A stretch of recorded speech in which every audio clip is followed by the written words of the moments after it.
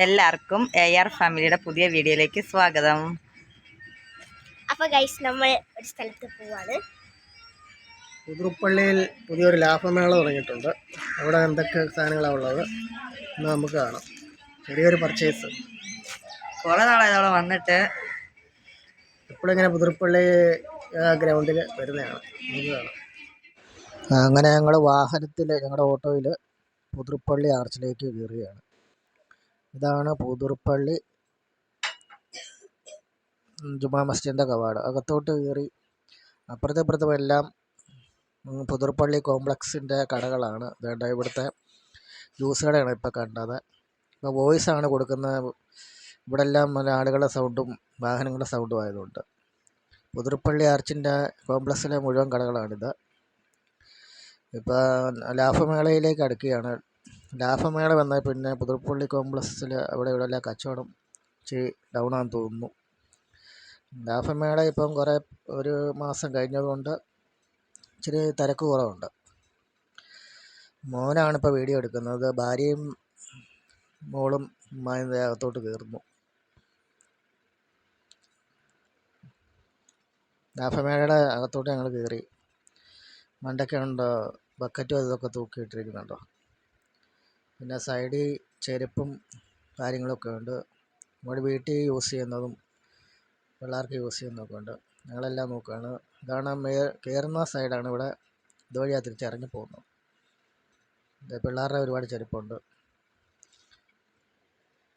തുണിത്തരങ്ങൾ കണ്ട് ഇഷ്ടം പോലെ ഉണ്ടാവും. പിള്ളേർക്ക് വീട്ടിൽ ഇടാനും പുറത്ത് പോകാനുമുള്ള അത്യാവശ്യം നമ്മുടെ ബഡ്ജറ്റിന് ഒതുങ്ങുന്നതായ സാധനങ്ങൾ ഇതിൻ്റെ അകത്തുണ്ട്.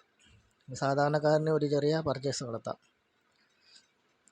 സൈഡിലെല്ലാം തുണിത്തരങ്ങളുണ്ട് കേട്ടോ. ഓരോന്നോരോന്ന് എടുത്തു നോക്കുകയാണ്. നമ്മുടെ ഒരു ബഡ്ജറ്റ് ഞാൻ പറഞ്ഞിട്ടുണ്ട്. അവർ ബഡ്ജറ്റിൽ ഉള്ള സാധനങ്ങൾ എടുക്കുന്നു. ആൾക്കാരെ അങ്ങോട്ടും ഇങ്ങോട്ടും എല്ലാം പാസ് ചെയ്യുന്നുണ്ട്.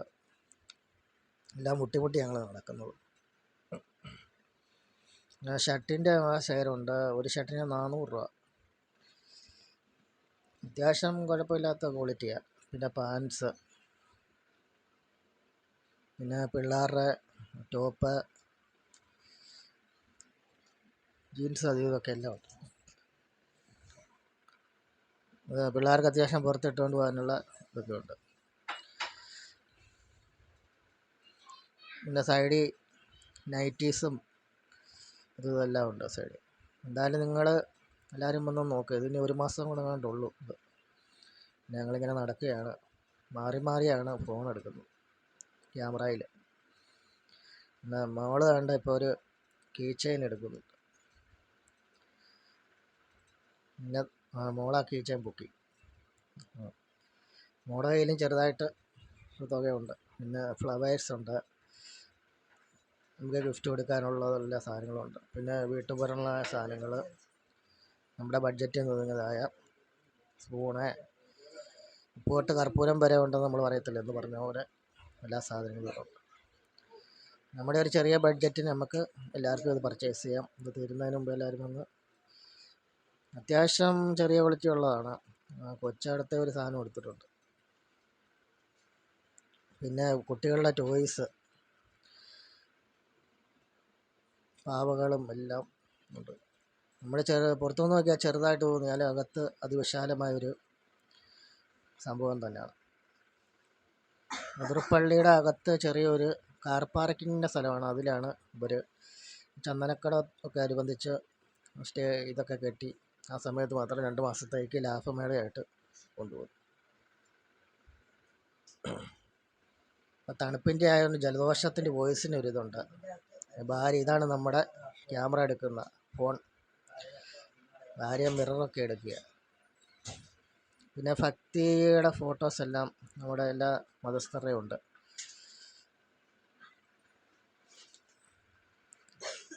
അത് കണ്ട് എടുത്താൽ ഞങ്ങളിത് ഇങ്ങനെ നടക്കുക. അവരത് കണ്ട് എടുത്തും.